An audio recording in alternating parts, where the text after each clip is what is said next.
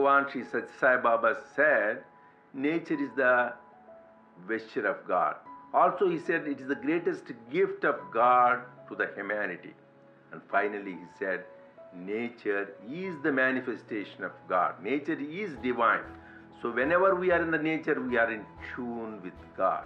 When something is part of God, if we really believe, which is the truth, that nature is the vesture of God and it is the manifestation of God, how much reverence and how much gratitude we should have nature. This planet is our house. We have to take care of it. Many people say and speak about human values. Human values are not words. Human values are the essence of the life of a spiritual person. We have to practice these values when we treat nature, which it's part of ourselves. When we treat an animal, a plant, a tree, we have to feel that they give us all the time the air we breathe, the food we eat, everything we receive from nature. We are alive because of nature. And the incredible thing is that Aboriginal people believe that they belong to the land. The land owns them. They do not own the land. So their belief is that the ancestors created everything, the rocks, the trees, the rivers, and they are part of that creation. And they have a responsibility to care for. So the earth loves them, and then they love in return. Every stage of the life cycle of a good impacts on the environment and can harm nature. It can start with the mining of minerals and the harvesting of food. Then we move down to the manufacturing and processing of the products. Again, there are large impacts as a result. Pollution, air pollution, water pollution, land pollution. The distribution and the selling of products leads to further impacts.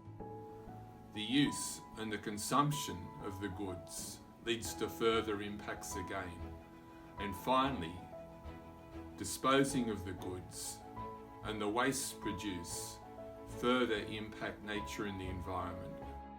The impacts of climate change and pollution can be looked at upon our health, our well-being, our food, our water supply, the air we breathe, our industry locations, our homes.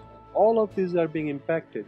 These earthquakes, wildfires, droughts, water shortage, floods, flooding of coastal cities, destruction of industries, disruption of our lives.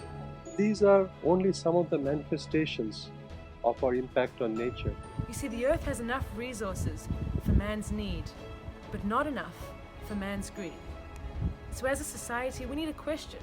Do I really need a longer shower? Do I really need one more pair of shoes? Do I really need to take the taxi where I could spend a few more minutes and take the bus? And if each of us can be conscious and live with the awareness that God is inherent in all the resources of nature, in Mother Earth herself, our relationship with nature and society will transform. Living according to the human values provides a deep connection with nature and environment. It develops inner harmony and reinforces love, respect, and understanding in our relationship.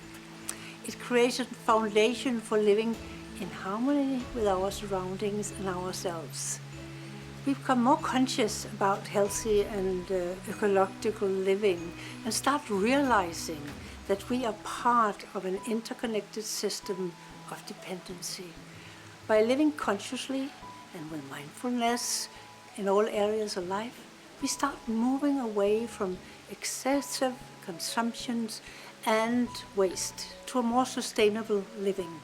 We need to understand that we are depending on the resources available from nature, that they are the foundation of our existence here on Earth, that we have a responsibility not only to ourselves, but also to the future generation.